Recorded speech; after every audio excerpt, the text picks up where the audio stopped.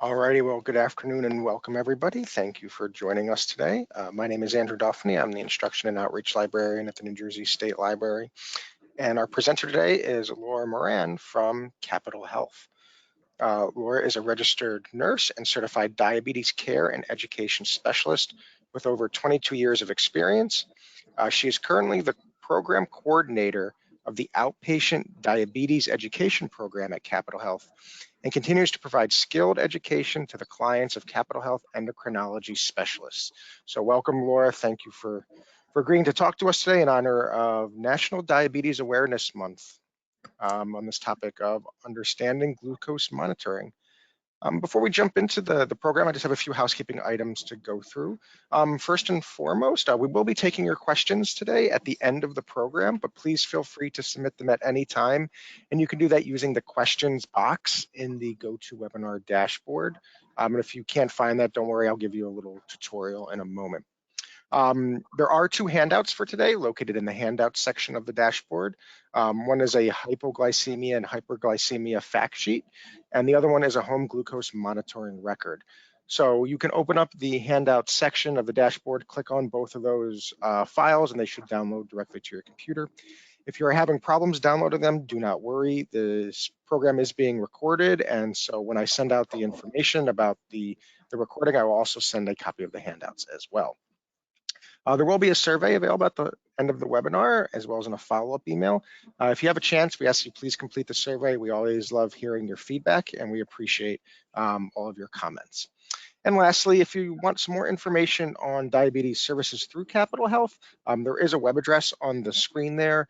Once we get started, I will send that out to everybody so you can have a live link to it. And you can find out more information about not only what Capital Health has, but general diabetes information as well. So one last thing before we jump in is just to go over the dashboard in case anybody is new to GoToWebinar. This is what your dashboard should look like if you're using a PC or a Mac. If you are using a mobile device, the dashboard is going to look different depending on the device that you are using.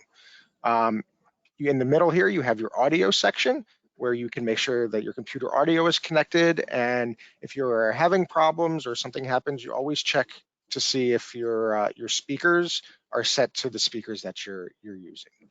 At any point, if you have a problem, there is a raise hand button here. You can hit the raise hand button. That'll alert me, and I will send you a message in GoToWebinar and hopefully be able to resolve the program for you. As I mentioned before, there are two handouts located in this handout section here. If it does not open automatically, you can hit this little white arrow here, and that will pop open the section for you where you can download the handouts. And then lastly, there is a questions box here where you can type in your questions, hit send, and again, we'll be happy to answer your questions at the end of the program, but you can submit them at any time. So that is everything that I have for you. So it is my pleasure to turn it over to Laura. Thank you so much, Andrew. The scariest part of this presentation happens right now where I share my screen.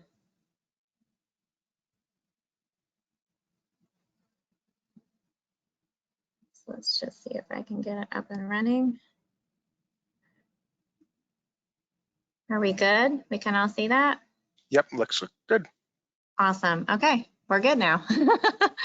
So thanks again for the introduction, Andrew. Yes, my name is Laura Moran. I'm a nurse and certified diabetes care and education specialist. We're going to talk today about monitoring your blood sugar readings and what to do when those readings are running high and low. We're going to talk about the timing of blood glucose monitoring because there's definitely a method to the madness. So random glucose checks are fine during the day, but if we can attribute them to a certain time of the day, what's happening around that time, it gives us a lot more meaning to that number. We're going to talk about the importance of keeping a record, and actually that is one of your handouts there so that you can start recording those blood sugar readings. We'll talk about the targets and the goals, where they should be, how to interpret the results, which is kind of huge, and then the things that can affect your blood sugar, which is far more than just food, okay? And we're going to talk about hyperglycemia, which means my blood sugar is high, and hypoglycemia, what they feel like, how to treat it, and ultimately how to prevent that. So first and foremost, why really do we want to monitor the blood glucose, the blood sugar? ultimately to avoid complications of diabetes. But we also feel that it's important to know that if your diabetes is the cause of a symptom. So once you start monitoring that blood sugar and you can say, oh, you know, I feel really sluggish, I'm kind of tired today, I don't really quite feel myself, what's going on? Then you check your blood sugar and it's 260. So you're running high and you feel sluggish and tired. So you're going to start to attribute those symptoms to that high blood sugar. And you're going to start just to be a little bit more knowledgeable about how your body feels. Same thing for a low. So maybe you feel like nervous and agitated and you can't figure out what's going on and you can't really concentrate. You check your blood sugar and it's 60. Okay, so now you can start to attribute those symptoms to really what that number feels like. Ultimately, monitoring your blood sugar can help you feel a little bit in control of your diabetes. So many times patients will say to me that, you know, my numbers are all over the place and nothing ever makes sense. And so hopefully at the end of this discussion today, you'll understand how to monitor your blood sugar so that you can start to make sense of those numbers. And then you can understand how certain foods affect you, how certain moods affect you, things like that. And then finally, monitoring your blood sugars, monitoring your blood glucose really does help you work with your care team. So if you're a physician, nurse practitioner, PA, whoever is helping you with your diabetes management, if they have numbers where you're checking on a daily basis, in addition to the blood work that you're getting done, like an A1C, that can certainly help with figuring out right medication, right dosing, right timing, all of that. When it comes time for monitoring the blood sugar, you want to kind of keep all of your supplies together. It's important.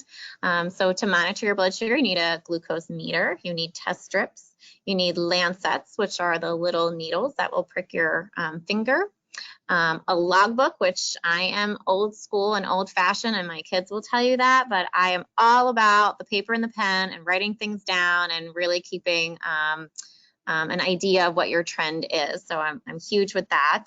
I do know that that's a little old school and old fashioned. And I still have control solution on here as a potential something that you might be carrying with you when you have your meter kit with you.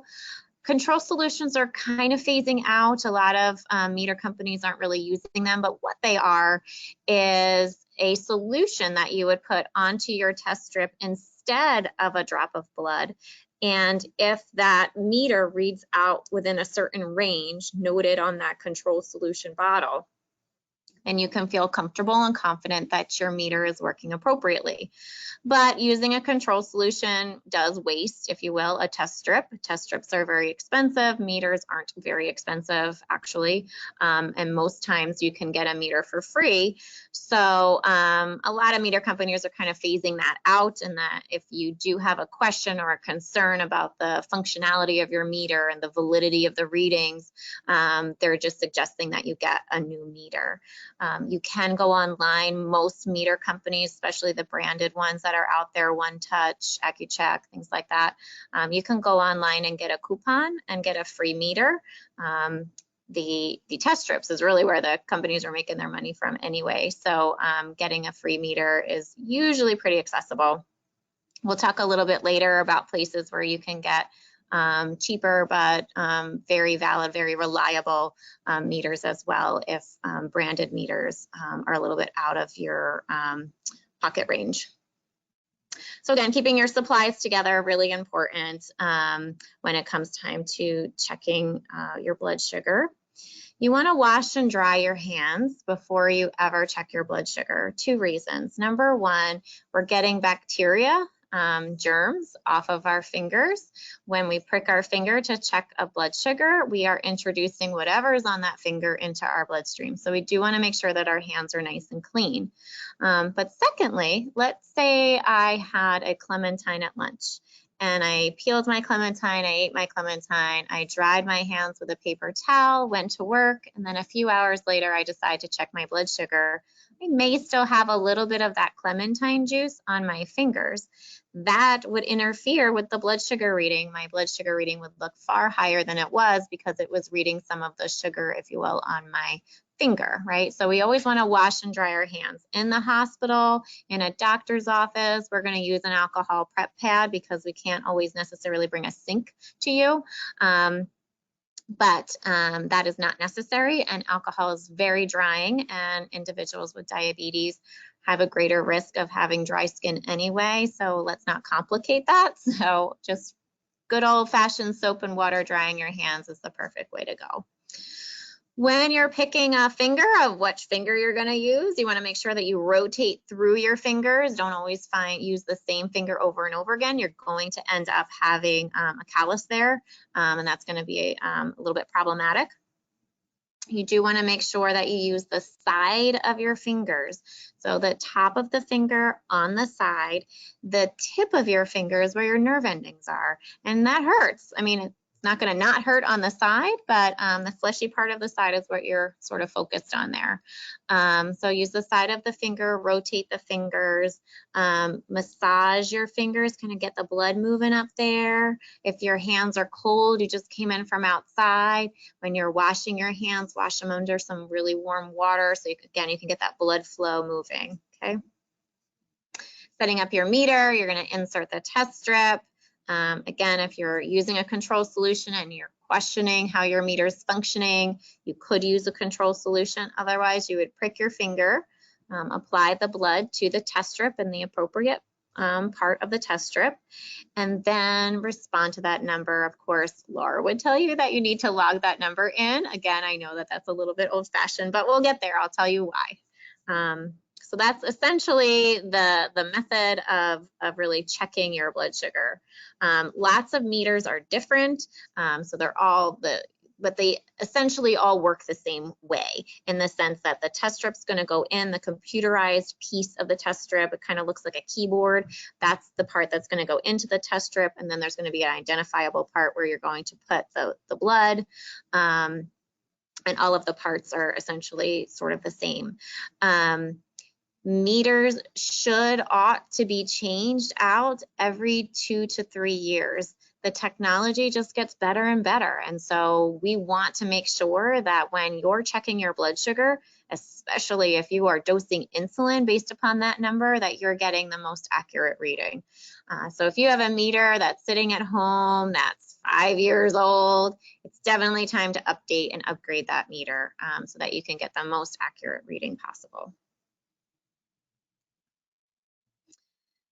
Needles, lancets, the things that we use to prick our finger, really should not just be tossed out in the trash. That is a very risky thing to do for other people that might be handling your trash, your garbage. You can always go to a hospital and do an exchange with that. They can give you the red needle box containers, and then they can exchange them and give you an empty one. That's an option. But for most places in the state of New Jersey, I will say check with your local municipality. But you can put your needles, your sharps, your lancets into a rigid plastic container. So something not like a water bottle, because that's real flexible and flimsy, but something rigid like a detergent bottle, a bleach bottle, and fill that container up. You replace the lid on it so it's nice and tight. Tape across it and write do not recycle, and it can be safely disposed in the regular trash. Again, suggest that you just double check that with your local township regulations, but that is one way of safely disposing them so that you're not exposing other people. When it comes to monitoring your blood sugar, I, again, always suggest keeping the supplies together and carrying that meter with you. It's always a problem when you're out and about and you're like, oh, I feel a little shaky. I feel a little dizzy. I bet you it's my blood sugar. Let me just grab a soda. As a clinician, I would love to know what that number was. I would love to know where you started to feel those symptoms. That's just all very, very telling about diabetes. So carrying that monitor with you can be very important.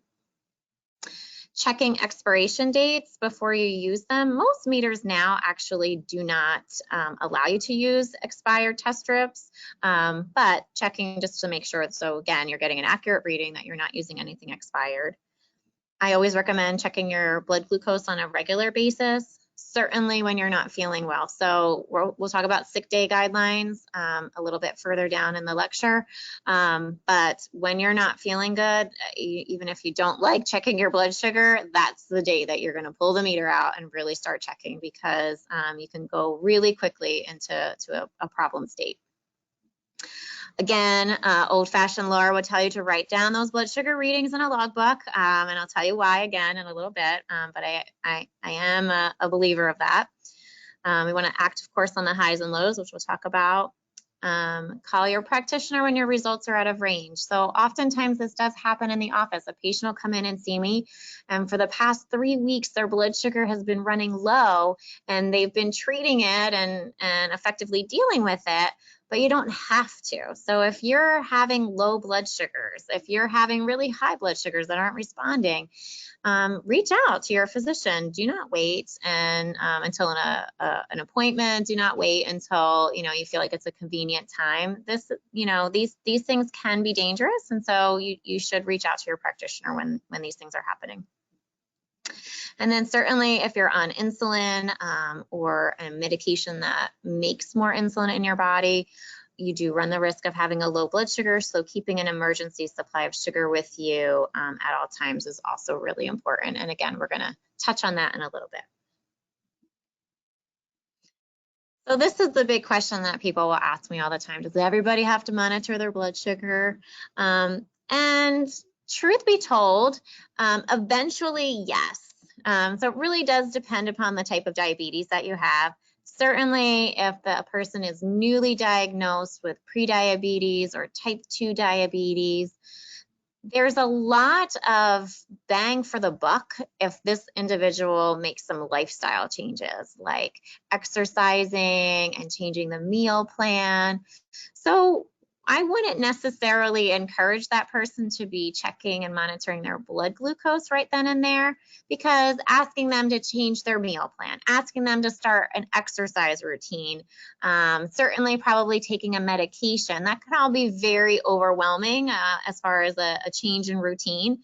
So if I can pull something off of that routine that's maybe not necessary, it would be glucose monitoring, not necessarily something we need to do right in the beginning. Certainly if we can get on track with some exercise and some nutrition and things like that, that would be better suited for that patient. So not everybody needs to be monitoring their blood sugar all the time, but eventually most people would benefit from monitoring their blood sugar, and certainly physicians and practitioners would benefit from having that information. Certainly the length of diabetes depends upon how many times you'll be testing, things like that, the medication regimen. So if somebody's on a comprehensive or complicated insulin routine, they're going to be checking more often than somebody who's taking one tablet of metformin, right?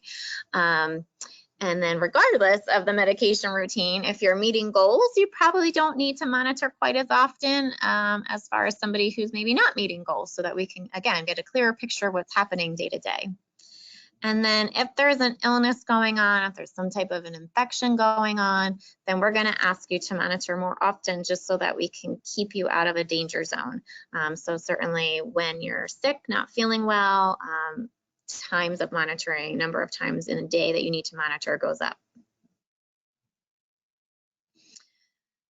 So there's always a right time, if you will, to be monitoring your blood glucose. And these are the times right here, right? So fasting blood sugar means roll out of bed, get, and first thing in the morning, go to the bathroom, wash your hands, prick your finger. This is a true fasting reading, meaning the belief would be that while you were sleeping, you weren't really eating in the middle of the night, right? So this is your body at rest. This is your body when it's in its recharge mode, right? So how does your body function when there's no interference with food? What happens to the blood sugar overnight? So this is a true kind of like body at rest picture. Okay, this is the most important number that we want to get under control. If you're waking up in the morning and your blood sugar is 250 or 300, and now we're going to introduce food and stress and other life things, it's going to be really hard to pull that blood sugar down during the day. So we definitely want to get that fasting blood sugar under control first. So again, most important. Then the rest of the times that you would check during the day really kind of surround a meal. So you could check again before breakfast. Why? Because if you're somebody that maybe you get up at 6, right?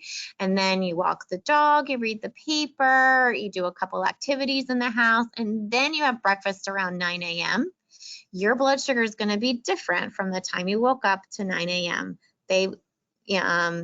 We couldn't call that before breakfast reading a fasting, and we couldn't call that fasting a before breakfast reading because they would be different. So you could check again before breakfast. And then to test the peak of a meal, it would be that you would check 2 hours after the start of the meal. So you sit down and have breakfast at 9 a.m., you're going to check your blood sugar 2 hours after you started eating, so you would check it at 11 a.m. So even if you finished eating breakfast at 9:45, you're still checking at 11 a.m., okay? And that's how it's going to look for each meal. So you can check again before lunch, 2 hours after lunch starts, before dinner, 2 hours after dinner starts, and then you can check again before you go to bed. And the reason for this kind of monitoring pattern is that the understanding would be that a blood sugar before a meal has not had a lot of influence on food for maybe the past couple of hours, right? We're not eating before we eat, generally speaking. So we're going to see the blood sugar kind of, again, getting back down to its reset mode. And then when we check 2 hours after a meal starts, we're seeing where it peaks out for the meal. So we're kind of looking at those trends for the meal. Most people do not need to test this many times in the day. This is 8 tests in a day, so we don't necessarily need to do that.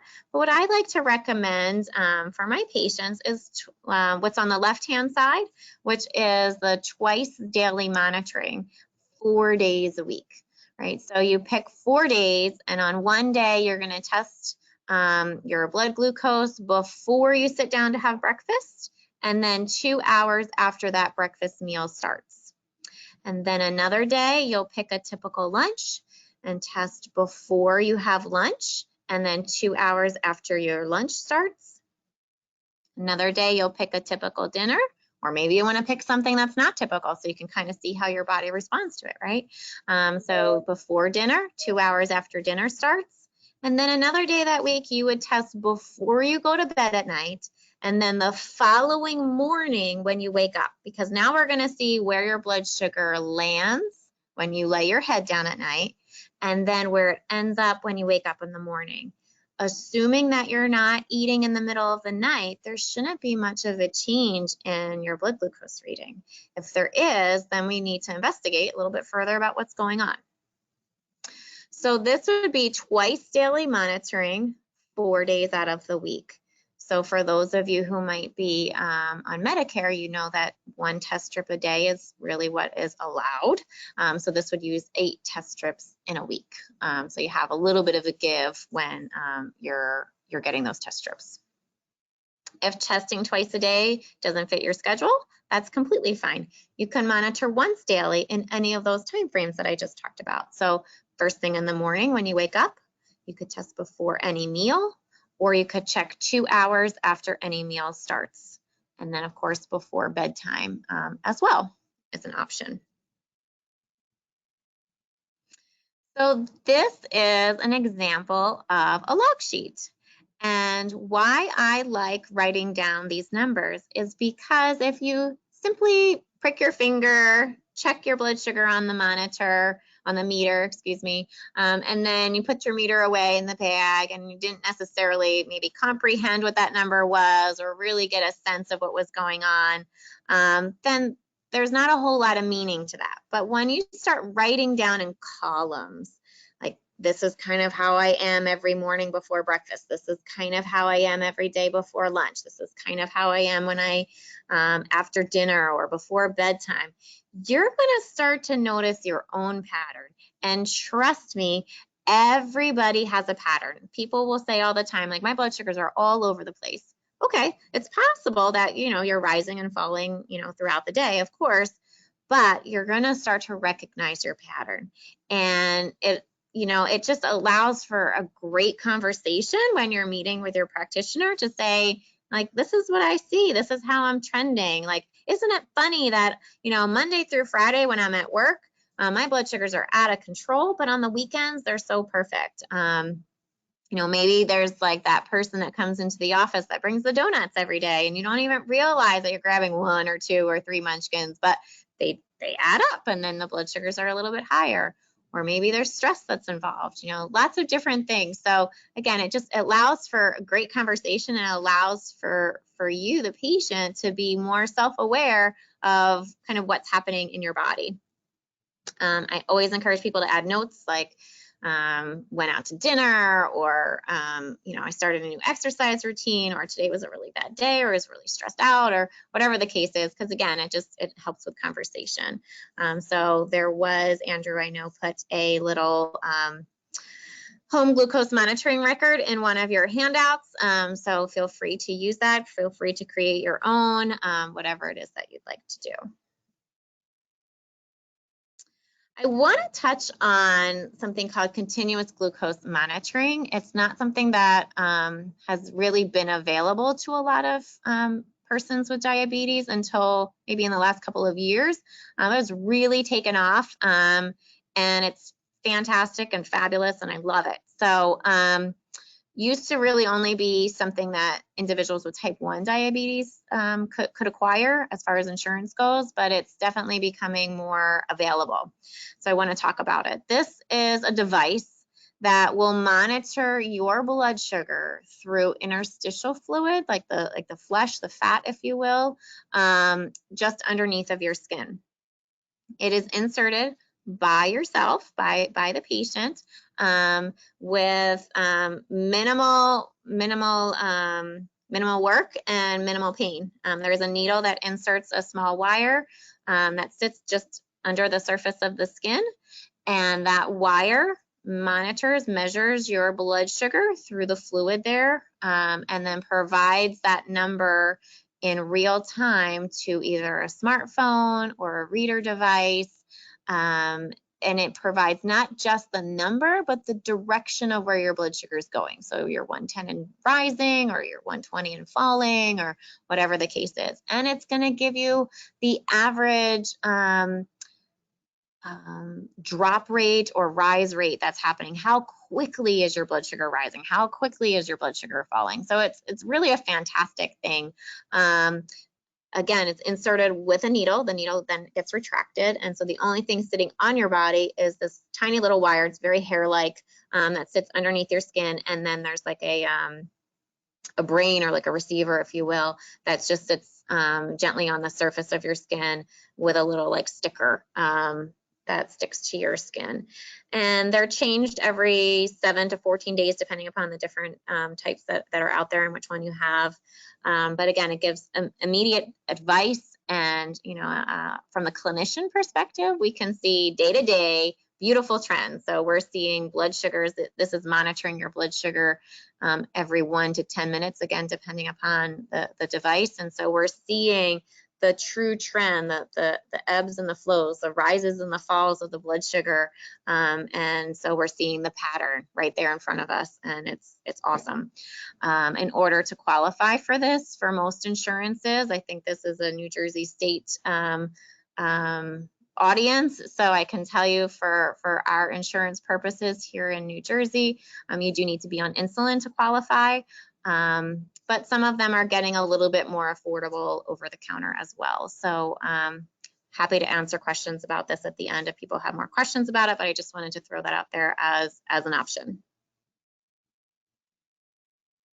Okay, so where should these blood sugars be, right?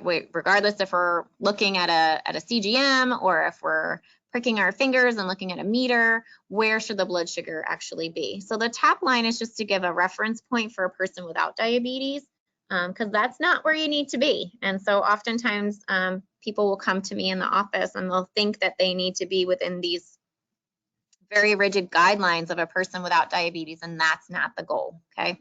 So our goal is the bottom line here. A person with diabetes, before a meal, waking up in the morning or before a meal, the goal is to be somewhere between 80 and 130. If you check your blood sugar 2 hours after the start of a meal, your blood sugar should be less than 180. The second piece to this is that if you are at the high end before a meal, right, 130, and you rise to the high end after a meal, which is 180, the difference is 50 points, right? 130 plus 50 equals 180, right? So 50 points. So the second piece to this is that with a meal, the blood sugar really should not rise more than 50 points. So this is why I love paired testing, because I like to see what the start of the blood sugar is, or the blood sugar at the start of the meal, so that I can see if the end point from that meal works or not, right? So let's say you wake up in the morning, as an example, and your blood sugar is 85, but you don't test it, but it's 85, right? But you don't know that. And you have a breakfast and you rise to 175. You're still within the guideline, right? You're less than 180, right? But you rose 90 points with that meal. So something was off. Either the meal balance was off, the medication to cover that meal was off, something was off, right? So if you say to yourself, oh, I'm 175, this is perfect, this is a great meal for me. And then another day when you go to eat that meal and maybe your blood sugar is a little bit higher, still normal, but a little bit higher, maybe 120. Now you rise those 90 points, your blood sugar is going to be high after the meal, and you're going to feel frustrated because you're going to say, that meal worked for me before, why didn't it work for me now? This is so horrible, right? So having that information and really being able to piece together the start and the end helps to make sense of that. On the other hand, let's say you wake up in the morning, don't necessarily test your blood sugar before you eat, but let's say you were high that morning, you were already running like 170, and you're trying really hard. You're like, I'm definitely gonna work on my meal. I'm gonna have a couple eggs and a slice of toast, and I'm not gonna have a really big breakfast, right? So then you test after breakfast and your blood sugar's 210, right? Technically you only rose 40 points, but if you only see that 210, what are you gonna feel? Frustrated, angry. Like, I literally had one piece of toast. Why is my blood sugar so high? This is horrible, right? So again, having that starting point and seeing that end point really helped to make that situation more understandable. So this is why I like paired testing. So general goal, waking up in the morning before a meal, 80 to 130, 2 hours after the start of the meal, less than 180, but no more than a 50-point rise with your meals. So those goals really should be individualized and based upon your age, your risk for long-term complications, your risk of low blood sugar, if you suffer from something called hypoglycemia unawareness, which means that your blood sugar can fall dramatically low, dangerously low, and you cannot feel a symptom. So that can be very scary. So obviously 80 is not appropriate. We would push those people to be much higher so that they're safe. Certain diabetes complications would change potentially the goal as well, and other health conditions, okay? So what kind of things affect the blood glucose, the blood sugar value? So down on the bottom right-hand side is the food, and everybody always thinks food. And I know even as a clinician and with the physicians that I work with, oftentimes we want to hit up the food right away. What did you eat, right? What were you eating? But there's so many things that affect the blood sugar beyond just, you know, bread and pasta and all those beautiful carbs that we love to eat every once in a while, right? So we'll start with the top left. So top left is a gentleman snoring. So sleep has a profound effect on the body in general, but can also affect blood sugar. So first and foremost, if somebody is suffering from sleep apnea means while that person's sleeping, they stop breathing for a period of time. It's a snoring respiration, and then the airway gets blocked off for a particular reason, and then that person subconsciously wakes up. They don't fully wake up, but they wake up enough to open up their airway, change their position so that they can start breathing again. That is a very, very unsettled night for that person, and true sleep apnea, that can happen hundreds of times in the night. So this person is waking up in the morning, they are not rested, they're stressed out, their blood pressure is usually elevated, all kinds of other things can be going on, but the blood sugar is often elevated because of the stress response happening in the body with that stopping of airflow that happens so often in the middle of the night with sleep apnea. So a person with sleep apnea most definitely can have elevated blood sugars. So that's a huge thing. If that's, you know, something that's part of your personal history, ensuring that that's being taken care of will definitely help to benefit your blood sugars. But just sleep in general. So if you're not sleeping well, if you're waking up frequently in the night and you're not sleeping, sleep is the time when we reset, right? Like we all plug in our phones at night so that the batteries can recharge. That's what sleep is to the human body, right? We have to recharge, we have to reset and recharge. And if we're not getting that, then the body's going to suffer, and lots of different things can suffer, but blood glucose levels can be one of them. If you're waking up with nightmares, again, that can be something that can cause elevated blood sugars as well. So again, sleep, very important. The next two little pictures, one is of a aisle at maybe like CVS or Walgreens, those over-the-counter medications, and the other one is prescription.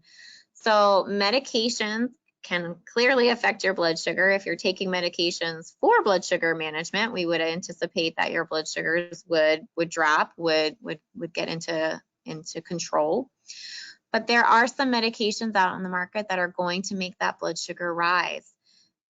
Over-the-counter medications such as cough syrups, cough drops, all have flavoring in them so that they're palatable, right? Especially those cough syrups, so that they can coat our throat. So in order for us to swallow them and like them, they're going to have sugar in them. So you want to be careful about that. So try to get the ones that are sugar-free if you can. And then there's certain prescriptive medication that can cause a blood sugar to rise. Too many things really to mention here in this lecture. So it is really important that you let your physician know, your practitioner know, what medications you're taking, over-the-counter medications, herbal things that you might be taking, prescriptive medication. You know, being very forthright with all of that information up front can be very helpful, because then your practitioner might be able to say, oh, you know, you take this particular medication, it causes your blood sugar to rise. Let's give you something at that same time that can help counter that. The one medication that I do want to mention that does cause usually astronomically high blood sugars are steroids. And that can be oral steroids or injectable steroids, like a cortisone shot. If you go to an orthopedic and you have like a hip or a knee or a shoulder issue and you're getting a cortisone injection, steroids can cause the blood sugar, will cause the blood sugar to rise for sure. So if you're on a steroid for a particular reason, it is important that you contact the practitioner that's monitoring your blood sugars and let them know, hey, you know, I'm on a steroid weaning dose for, you know, poison ivy or whatever the case is. And then your practitioner, and you can talk about a plan to ensure that those blood sugars are controlled during that time frame. Or, you know, you're going for a cortisone injection, you know, again, having a conversation to maybe change an insulin dose or change a medication so that you can get that well covered, so that you're not running high for multiple days in a row. So again, medications can definitely affect blood glucose levels. The next picture is of a gentleman and a woman, and they're walking. And so this is there to represent exercise. So exercise affects the blood sugar by lowering the blood sugar readings. If exercise is new to you, it may be a little bit of a shock to the system. And so perhaps in the first few weeks or so of getting acclimated to exercise, you might have an abnormal rise in your blood glucose.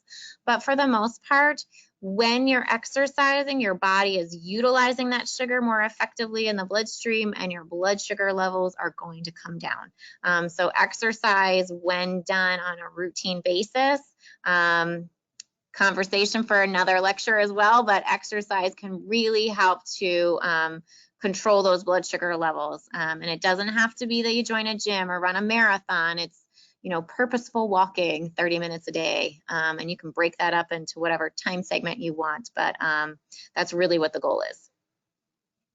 The next picture says menopause on it, but it's just really hormones in general. So our hormones in our body really can affect the blood sugar level. They can be very stimulating, and therefore our body will release more sugar and our blood sugar can rise.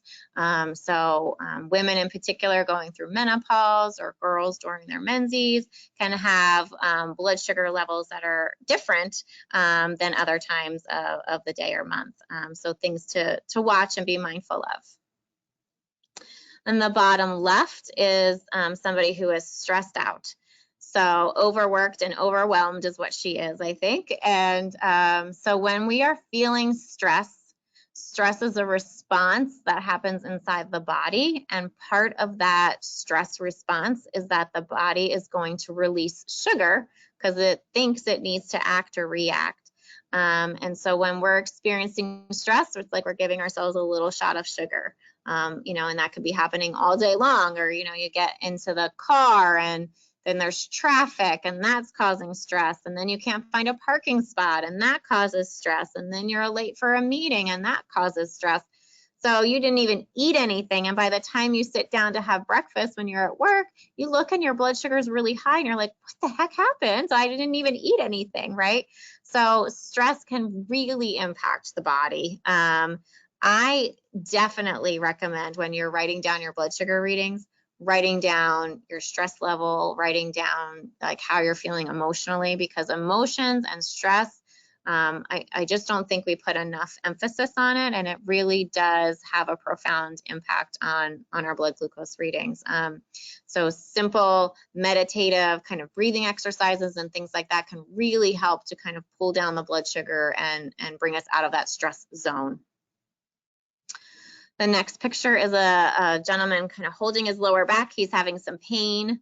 Pain, again, part of the stress response. So pain is going to cause the blood sugar to rise as well. So when we're suffering from pain, blood sugar can definitely rise. You know, I think of like the cold, rainy winter days where it feels really cold and damp and the arthritis is really bothering us. That's a day when your blood sugar levels might be a little bit higher because you're just feeling really kind of achy and having some joint pain, things like that. The next picture is somebody in bed and it looks like they're sick, they have a temperature. So illness is going to cause the blood sugar to rise.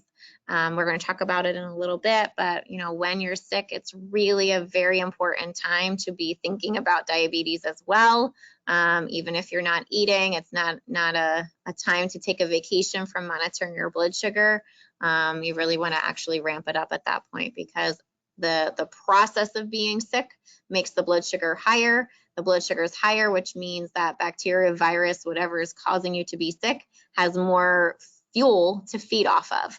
And so it can be a very ugly cycle as far as being ill and having high blood sugars. So lots of different things that can affect your blood sugar. So don't always feel like you have to focus on food. Think about the other things that are going on in your life that could be attributing to how your blood sugars are running.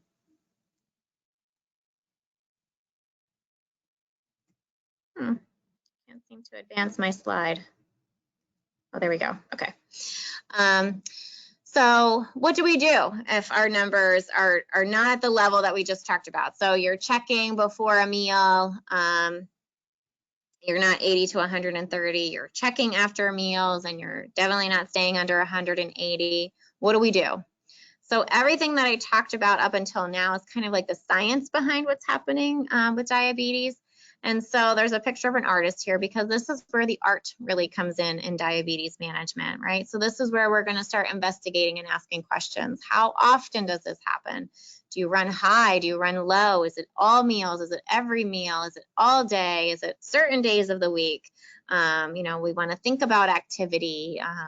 You know, is it that the days that you take a walk, your blood sugars are far more under control than the days when, you know, you're not active? Is it a food thing? Is it on the days when you're dining out? Is it on the days when you have work meetings? You know, things like that. Certainly looking at illness, infection as a situation as well. And then, of course, talking about stress and emotions and kind of what's playing into how you're feeling. So big conversations about why the numbers are where they're at. Hyperglycemia means that your blood sugar is high. High sugar in the bloodstream is really what that word means. And this is defined as a blood sugar over 250. The symptoms that would go along with having a high blood sugar is really that the body is uncomfortable with all that stuff, if you will, in the bloodstream. So you're going to feel thirsty because you're drinking more. You're going to be going to the bathroom more. So you'll be urinating more. Also, your kidneys are going to recognize that your blood sugar's up and they're going to pull more sugar into your bladder so you can urinate that out. So, you know, a secondary reason why you're going to be going to the bathroom more. You'll find that in the middle of the night when your blood sugars are elevated, normally maybe you can sleep through the night, but when your blood sugars are elevated, you're getting up 2, maybe 3, or even 4 times in the middle of the night to go to the bathroom, and you really have to go. You'll find that your skin is dry and itchy when your blood sugar is high because your body is trying to dilute that bloodstream from the sugar as much as it possibly can. So it's going to like suck in any fluid or water in the body and pull that right into the bloodstream, trying to dilute that sticky, thick, sugary bloodstream as much as possible. So your skin is dry and itchy. Your mouth can be very dry. Your eyes can be dry, which can lead to blurry vision. You can have lots of feeling, so some in your feet, and that's really related to nerve damage related to the elevated blood sugars as well. So all of these symptoms will happen. You know, they start to slowly come on above a 200 blood sugar, but they definitely start coming in around 250. And the causes of the blood sugar being elevated can be, you know, many, but could include an illness or infection, snack or meal choices, forgetting to take medication, or if that medication dose isn't appropriate for you. So it's not high enough or it's not properly dosed, right? Or another one is taking medication at the wrong time. So with diabetes medication, I find that the timing is so important and maybe not always emphasized, but certain medications taken after a meal do absolutely nothing for you. So you do want to make sure that you're taking them before a meal. Other medications, it wouldn't necessarily matter. So, you know, knowing your medication and knowing the timing and maybe understanding why the timing is what it is can really help to ensure that you're taking it at the right time. And then certainly, again, emotions, increased stress, things like that can lead to that high blood sugar. So what do we do if the blood sugar is high? Really, we want to try to figure out what the underlying cause is and try to fix that cause as much as possible. So if we need to take a missed dose of medication, or maybe, you know, oops, I really went out and ate a lot of pizza and then I had a cannoli afterwards, and, you know, then I had a cappuccino and I put a lot of extra sugar in it, whatever the case is, right? So modifying the next meal will certainly help. Perhaps you're in an exercise routine that you haven't been doing in the past week or so. So, you know, getting back up and doing that exercise routine. If there's any kind of illness or infection or something like that going on, you know, seeking medical attention to get that treated. So looking at the underlying cause is really important, but what do you do in the interim, right? So if somebody were to call me and say, oh my gosh, Laura, my blood sugar is 300, I don't really know what happened. Okay, so what we're going to do is we're going to drink a lot of water, and we're going to drink water because that's what the body needs. The body needs to flush out that sugar, and the best way to flush it out is through water. So that'll help to provide the body the fluid to make the urine so that you can start excreting out that extra sugar, right? The blood sugar is elevated and you're coming into a meal, I would say, listen, you know, I know it's almost lunchtime and you're probably thinking about what you're going to have for lunch, but your blood sugar is kind of high. So we're going to focus on protein and vegetables. We're going to avoid those starchy foods. So if you're going to have a turkey and cheese sandwich, you're going to take the bread off this time around and maybe put the turkey and the cheese over a salad, and just do a little oil vinegar kind of a dressing. But you're not going to have carbs for the next meal because your blood sugar is too high to support that right now. If it's appropriate to take an insulin injection, if that's somebody that's on insulin, we can talk about the proper dosing of that. And then I would suggest taking a walk, getting a brisk walk in, if that's appropriate for you, getting some movement in. Again, with the combination of drinking the fluids and getting a walk in will sometimes help to pull that blood sugar down to a more appropriate level. And then, you recheck the blood glucose, and then stay in communication with the practitioner. If the numbers are coming down, we're good to go. And if they're not, then we're going to start looking into other things. But that's kind of how we're going to be treating hyperglycemia. It's like a high blood sugar, rather. It's trial and error. We're going to try a couple of things, see how it comes, see how it works, see how we can get that number to come down. Okay. There are a couple of situations that are true medical emergencies with high blood sugar. The first one I'm going to talk about is DKA, or diabetes ketoacidosis. This occurs in individuals with type 1 diabetes. So type 1 diabetes is an autoimmune situation where the body has attacked itself, if you will, and attacked the cells that produce insulin. And so this individual no longer produces insulin. So giving insulin by injection or via an insulin pump is their survival mode, essentially. And so if there is no insulin existing in the body for whatever reason, wasn't injected, the pump isn't working, whatever the case is, the body will start to use fat as a fuel, which sounds like a good idea, but it's not, because the byproduct of that is a ketone, and a ketone is acidic. It's like a poison in the body, and these individuals can become very, very sick very quickly. So diabetes ketoacidosis, DKA, is a problem. If you're somebody that has type 1, you probably know that you need to be testing for ketones when your blood sugar is elevated, and then staying in contact and communication with your practitioner if those ketones are rising or getting large, moderate or large. So that's DKA. But individuals with type 2 diabetes can also have high blood sugar situation that is an emergency. And this is called hyperglycemic hyperosmolar non-ketotic syndrome. It's a lot. But what that means is hyperglycemic, my blood sugar is high.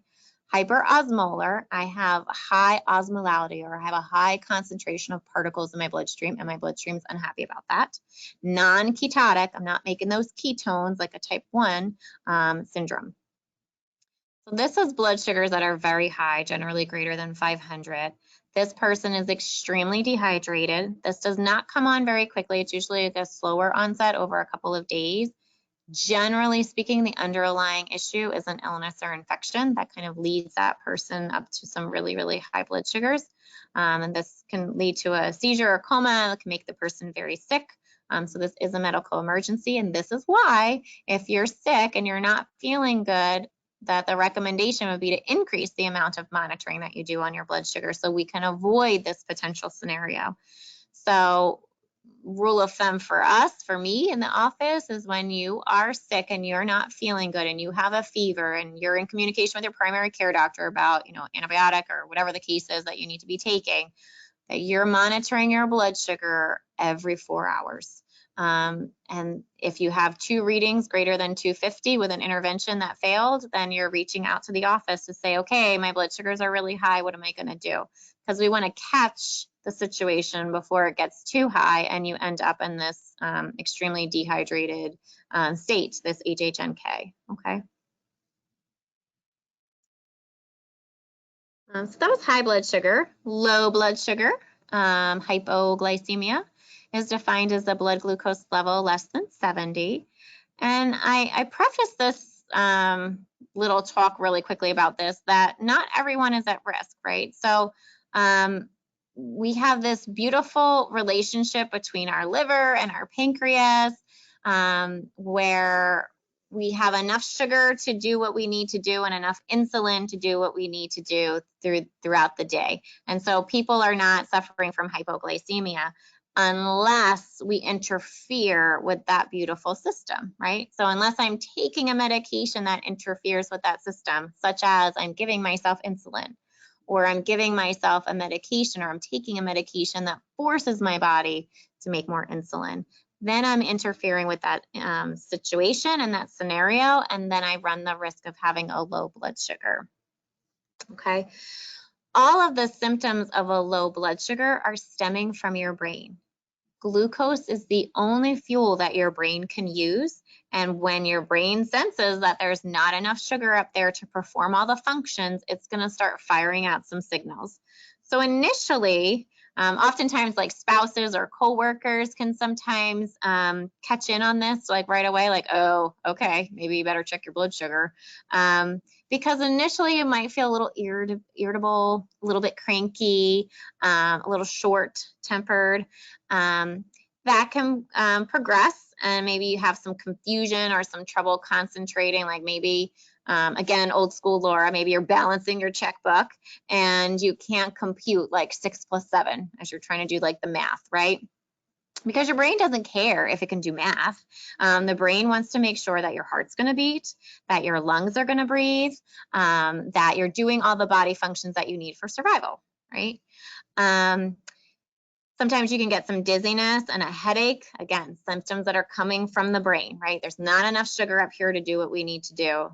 So you can develop a headache and some dizziness. You can feel shaky because your body's not going to provide fuel to your arms and your legs. There are no vital organs in your arms and legs. So your brain is going to ensure that the sugar is in the central part of the body, again, doing the life-saving functions that it needs to do. So if you're walking along and your blood sugar is dropping, your legs are going to start to feel shaky. You're going to start to feel a little bit weak because your body's not going to support that activity, okay? Not enough sugar to do that. Continuing on, nothing's really triggering you that maybe something's going on. Your brain's going to send a signal down to your heart and say, hey, if you beat faster, heart, perhaps I can get more sugar up here. So then your heart's going to start feeling like palpitations, right? That heart's going to start racing because it's going to try to drive more sugar up there to feed the brain, okay? And then ultimately, if none of that's working, you can break out into a cold sweat. And the reason why you do this is because you have this vessel, right? Tons of vessels in your brain, blood vessels, and they only have a very little bit of sugar in them. So the body thinks if I squeeze all the fluid out of this vessel, then the concentration of sugar up here is going to change. So you'll break out into a sweat to try to change the concentration. It's a cold sweat. Try and change the concentration of the sugar within the bloodstream itself, okay? So you're offloading excess fluid, essentially, okay? So usually by that point, somebody's going to recognize that there's a problem, okay? And for those of you out there in my audience, if you've had hypoglycemia, you know this feels horrible. It feels like impending doom. And the first thing that people want to do is eat. And eat, they tend to do, right? So you're going to eat until you start to feel better. The problem is that the blood sugar can swing dramatically. So you can go from like 50 blood sugar, which feels like you're going to die, to like 250, which, oops, now you're in the danger zone of being too high, right? So what we do is we suggest a treatment called the rule of 15s. You definitely, this is an emergency. This is not like a high blood sugar where we're like, all right, let's talk about it. Let's try to get that come back down. No, this is an emergency. There's no time to really talk about it. We need to treat it, right? So you want to treat it with something that turns into sugar very rapidly. Nothing more rapid on the market than soda.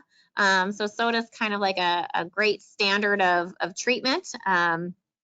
Any rapid acting carb, juice does the trick as well. Tablespoon of sugar, tablespoon of honey, but the goal is to start with just a serving, one serving of that particular product that you're going to have that's going to raise up the blood sugar. And one serving is 15 grams worth. And that would look like half a can of soda, half a cup of juice, a tablespoon of sugar or honey, 5 or 6 lifesavers. So whatever your go-to is for low blood sugar, research that and see what is equivalent to 15 grams, and know that that's a portion and that's what you should do. So the goal is to eat the 15 grams and then wait and recheck your blood sugar in 15 minutes. Because it's going to take that much time for the blood sugar to fully respond all the way out there in your fingertips, so that you can see that the number is starting to rise. My caveat to this rule is that if your blood sugar is less than 50, 15 grams is not going to feel like you've treated it enough, and it's certainly not going to pull you up enough. So 30 grams is the start, or 2 servings if your blood sugar is less than 50 when you're checking it. And again, you would recheck in just 15 minutes. You can then retreat that if it's still low. But if on the 3rd time you're pricking your finger to do a recheck and you're still low, the recommendation is that you contact 911. And for you can always recall an ambulance and recall a paramedic to your house. But the reason that we encourage a 911 call is people have accidentally, dosed themselves the wrong amount of insulin. And it happens. And you can be extremely astute and you can be extremely well-informed, and you can make a mistake, and it happens. And better to have some professionals there that are able to reverse that for you than to try to treat it on your own. I had a patient many years ago. There's different types of insulins on the market, but there's rapid acting insulin. So there's insulins that work really quickly. So the full amount of the insulin dose is going to work right then and there. And then there's other insulins where that full dose takes a full 24 hours to really move through the system. So this woman accidentally took her rapid acting insulin at night instead of her long acting insulin. And so I don't remember what the dose was exactly, but let's just say it was 50 units. Instead of 50 units working over 24 hours, she had 50 units working right then and there at 11 o'clock at night. She recognized her error when she started to not feel good a couple hours later, maybe like an hour later. And rather than calling for help, she opted to feed herself through the night, and she stayed awake and just kept watching her blood sugar and just kept eating things and to ensure that her blood sugar wouldn't go too low. While it worked for her, it's definitely not the way to go. That would be a perfect moment to call 911 and say, oops, I made a mistake. I took the wrong amount of insulin, and then they can make sure that you get properly treated. Lots of danger in trying to self-treat a continuously low blood sugar like that. The other thing I want to mention is, again, that rapid acting carb, soda, juice, whatever it is that you want to use. Sometimes those things are not very available. Let's say you're driving in the car. People don't necessarily keep soda in the car. If they do, it's going to be warm and disgusting. So one of the things I do really love are glucose tablets. So glucose tablets come in like a tube like it's pictured there. And like each tablet is worth about 4 grams. So somewhere between 3 and 4 you're going to chew. And the glucose tablets, they have like a sweet tart, but also chalky kind of a flavor to them. You'll eat them if you have a low blood sugar, but they're not tempting. So for example, if you keep lifesavers in your car, in case you have a low blood sugar, chances are you might eat them, right? Or if you keep soda or juice in the house, chances are you might drink that. But you're probably not going to say, oh, I could really go for those great flavored glucose tablets right now. So they're going to be there when you need them. And they store really well. You can keep them in a glove box. You can keep them in your nightstand. You can keep them at your desk at work. They're really easy to kind of carry to different places, going on a plane, things like that, right? But again, not necessarily tempting when you don't need them. So they'll be there for you. So again, the treatment for hypoglycemia is to ensure that you are kind of eating a serving of sugar at a time to try to pull that blood sugar back up. Once that blood sugar gets nice and steady and stable, eating something with a little bit of protein in it to kind of maintain the blood sugar if you're not eating a meal after that, okay? When you're sick and not feeling well, like I said before with the high blood sugar, you want to make sure that you are checking your blood sugars more often throughout the day. So my guideline is every 4 hours when you're awake, and then once in the middle of the night when you're sleeping. Either set an alarm or, when you get up to go to the bathroom, do a check. We want to catch that rise sooner rather than later.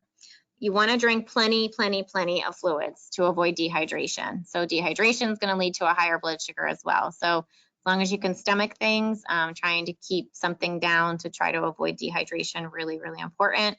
Continue to take your diabetes medications, and that does include your insulin. If you're avoiding a meal entirely because you can't eat, because you can't keep something down, then of course you don't need to take your mealtime insulin, but your long-acting insulin is really important. And most of the oral medications would be appropriate to take. Again, the only ones that you would not take would be the ones that might be attributed or associated strictly with a meal. If you have type 1 diabetes, you would be checking for ketones. And of course, if you're sick and you're not feeling well and you're managing an illness, give a quick call to your practitioner and say, hey, I'm not feeling good today. I was just wondering if you could give me some guidelines. When do you want me to call you? What should I do about my medications? That kind of a thing. That's what they're there for. When you're sick and not feeling good, nausea, vomiting is what I'm thinking of here. Having a kit of things that have just a little bit of glucose in them so that you're providing yourself with a little bit of fuel if you need it, is good. And so Jello packets, ginger ale, clear broth, bouillon cubes, tea packets, bland crackers like saltines, and then including that like important phone numbers, sick day guidelines from your doctor's office. So you can kind of like pull out that kit. You're really not feeling good. It's not a good idea to go to the grocery store to pick something up. What is it that you can have? In an emergency situation, of course, preparation is always key, but things like tornadoes, hurricanes, national crises, you have a loss of power, a loss of water supply. Really, the goal is to be prepared as much as possible. So when you're able to, kind of gathering your extra monitoring supplies, trying to keep some of those together, extra batteries, because believe it or not, your meter will malfunction on the day when it's most important for it to function. So having an extra backup battery for that would be really important.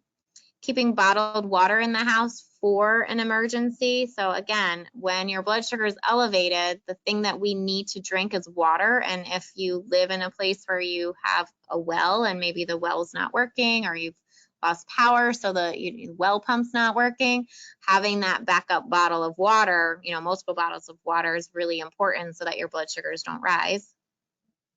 Having a flashlight, emergency food kit with a manual can opener, very important, and of course a first aid kit. So just having those things available to you can be very important, and stress reducing because you have it there. So if something happens, you don't have to panic. Oh my gosh, I have no water. What am I going to do? Or oh my gosh, I have no batteries for my meter and it's not working. What do I do?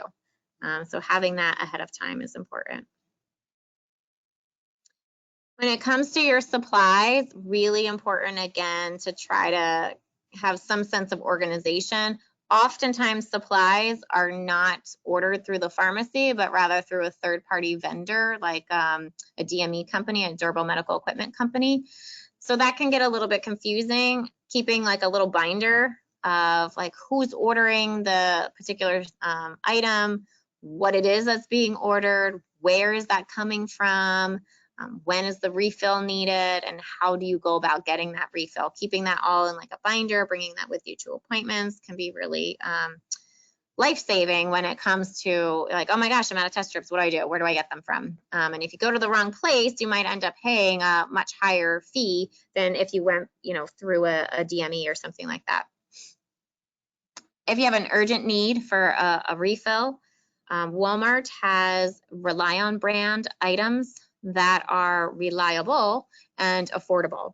So they have not just meters and test strips and lancets and needles, but they also have insulin. So, side note there is non-branded insulin at Walmart called Rely On that is $24.88 a vial. So that can be much more affordable in a pinch than purchasing outright a branded vial of insulin. So just know that in the back of your head.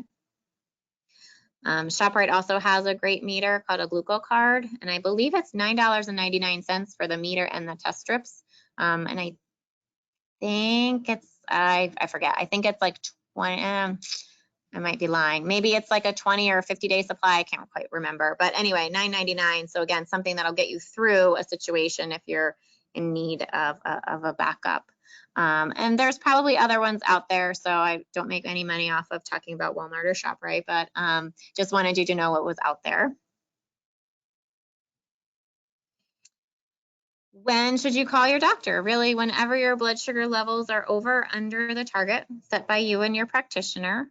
But anytime your blood sugars are consistently over 250, 250 is the clinical definition of hyperglycemia or high blood sugar. So if you're consistently getting blood sugars over that number and they're really not responding, but your doctor's like, you don't have to call me until you hit 300, but you can't get under 250, it's still time to call, right?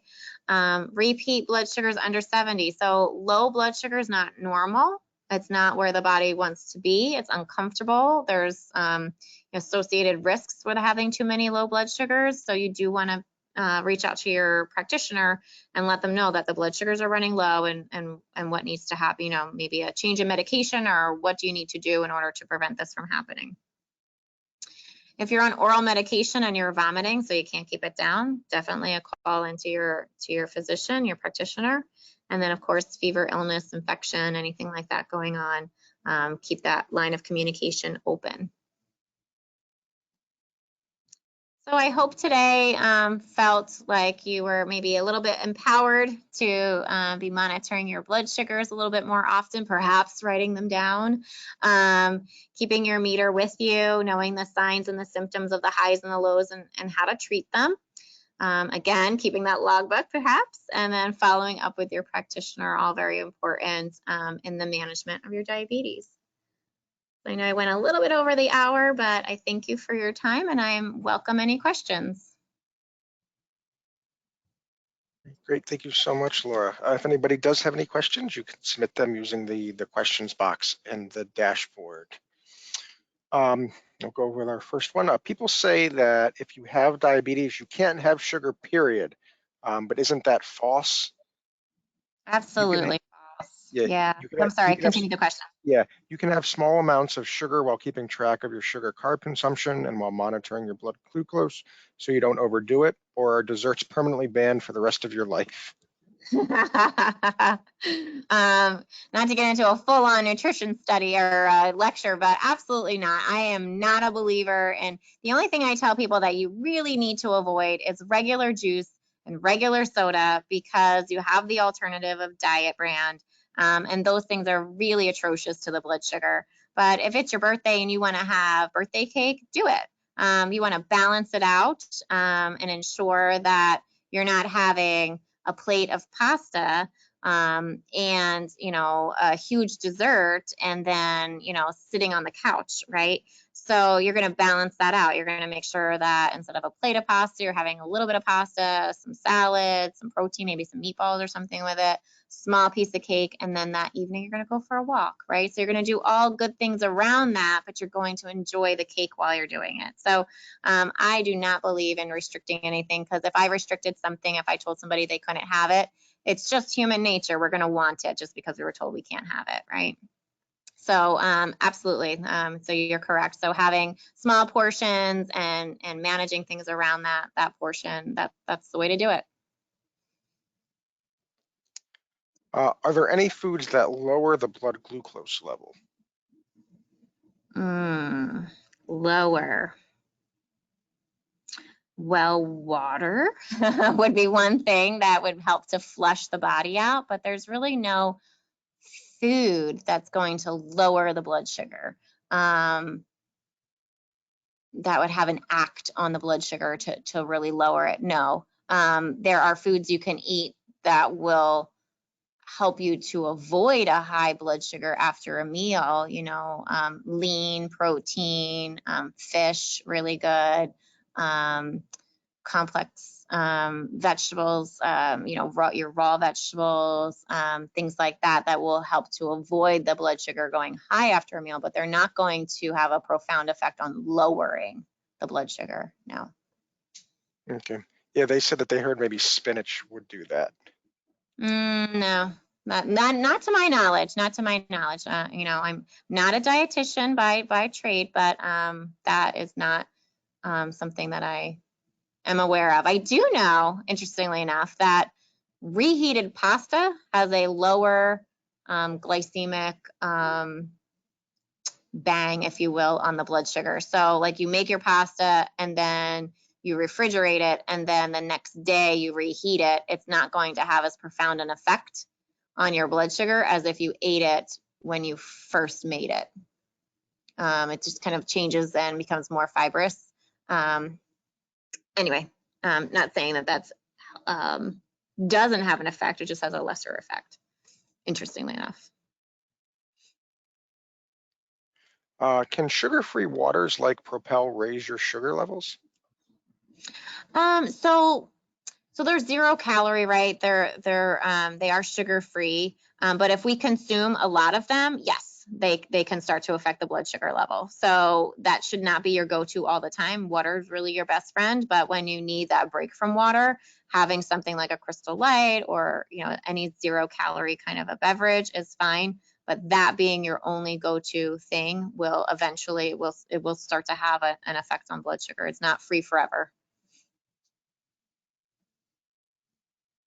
How much protein should you eat?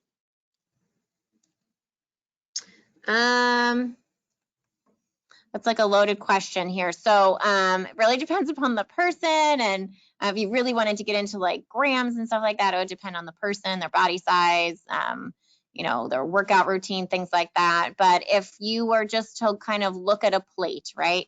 A quarter of your plate should be a portion of protein. Half should be vegetables, a quarter a portion of protein. So think of like your fist, right? That's about like a protein size.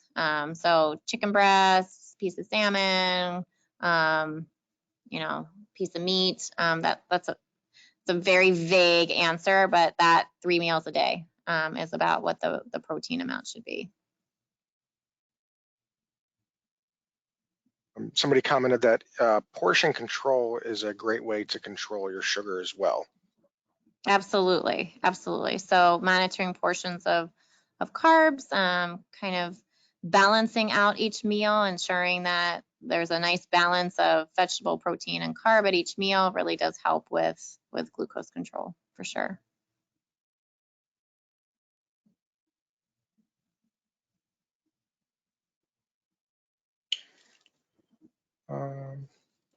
I track my calories, carbs, sugars, proteins, saturated fats, and fiber on MyFitnessPal. Sometimes Yeah. I have more protein than suggested amount in an effort to keep the carbs and sugar and fats low. Is that bad? No, not at all. I mean, I don't know your personal situation, but technically speaking, no, not really. So protein, especially lean protein, can be very healthy and very beneficial. So as long as there's no real contraindications, kidney issues, dialysis, things like that, there wouldn't necessarily be a protein restriction.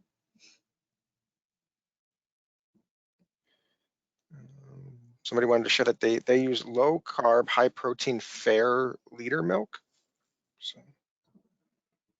I'm not aware of that, but yeah, there's different alternatives to just regular cow's milk, like even almond milk, unsweetened almond milk has like 4 grams, I think, of carbs per serving, as opposed to like cow's milk, which is 15 grams per serving. So.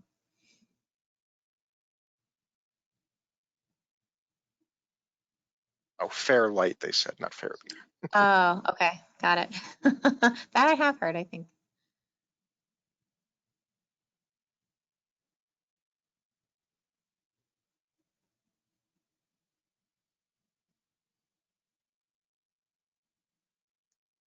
Is cheese bad? You're talking to a woman who loves cheese, so I could never say that it's bad. But cheese has fat, right? So the harder the cheese, the more fat in it. So the softer cheeses are a little bit better for you. Cottage cheese, mozzarella. Definitely it's not, and I don't like to say any food is bad, but you just want to make sure that you're balancing that out. So if cheese is your constant go-to for protein, that's going to have an impact on your body in other ways. But so again, just kind of balancing things out.